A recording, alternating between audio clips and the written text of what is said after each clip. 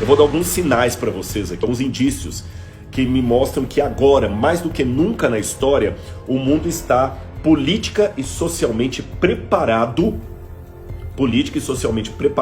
para que Jesus volte nos próximos anos, no próximo decênio. Quer exemplos? Vamos lá. Sempre houve epidemias no mundo, mas pandemia, no sentido literal da palavra, é a primeira vez. A Organização Mundial da Saúde declarou hoje que a Covid-19, a infecção provocada pelo novo coronavírus, tornou-se uma pandemia. Situação em que uma doença se propaga globalmente de forma rápida e simultânea.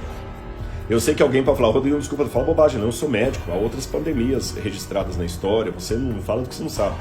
Com todo respeito, pandemia é a primeira vez, eu insisto, e vou explicar por quê.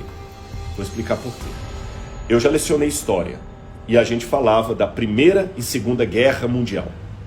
Mas, literalmente falando, não foi uma Primeira Guerra Mundial, porque nem todos os países do mundo estavam envolvidos. Nem a Segunda Guerra Mundial foi de fato mundial, apesar de ter esse título. Tá certo? Apesar de ter esse título. O Sudão não participou da Segunda Guerra Mundial. A Nigéria não participou da Segunda Guerra Mundial. O Nepal não participou da Segunda Guerra Mundial. A Índia não participou da Segunda Guerra Mundial.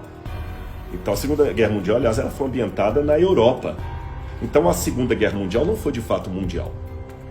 E quando eu vou ao dicionário, eu descubro que a diferença de epidemia para pandemia é que a epidemia é regional, a pandemia é mundial.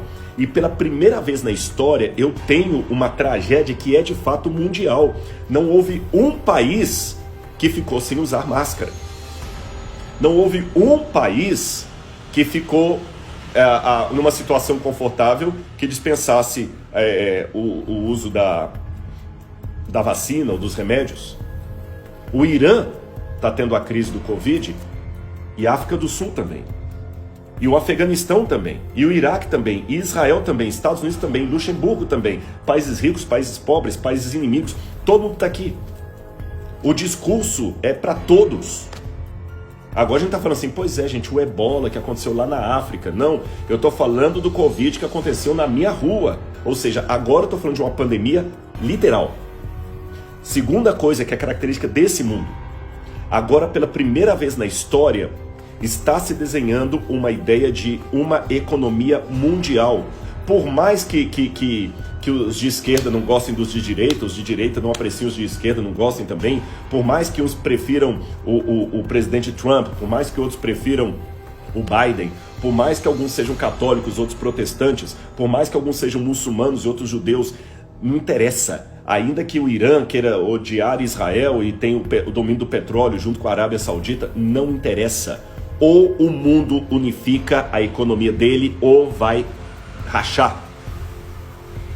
Não é questão de quem gosta ou não gosta, não tem outro jeito. É o que tem. Então, realmente, agora nós temos o caminho preparado para um governo único, mesmo que o de esquerda continue de esquerda, o de direita, o comunista continue comunista, o socialista socialista, o capitalista capitalista, o liberal capitalista, não interessa. Tem que ter uma agenda única. O mundo não suporta mais do jeito que está. O reset não é teoria da conspiração, o reset está para acontecer. Agora temos de pensar como estruturar, como conceber a era pós-corona. E aqui, claro, a palavra reset vem-me à cabeça, porque uma coisa é clara, não podemos voltar ao velho normal. Então, gente, eu olhando para o mundo, essa é a ênfase que eu dou nos sermões, o mundo tem realmente um cenário prontinho para que o anticristo previsto em Apocalipse 13 comece a atuar. Eu tenho certeza acadêmica disso, de estudo.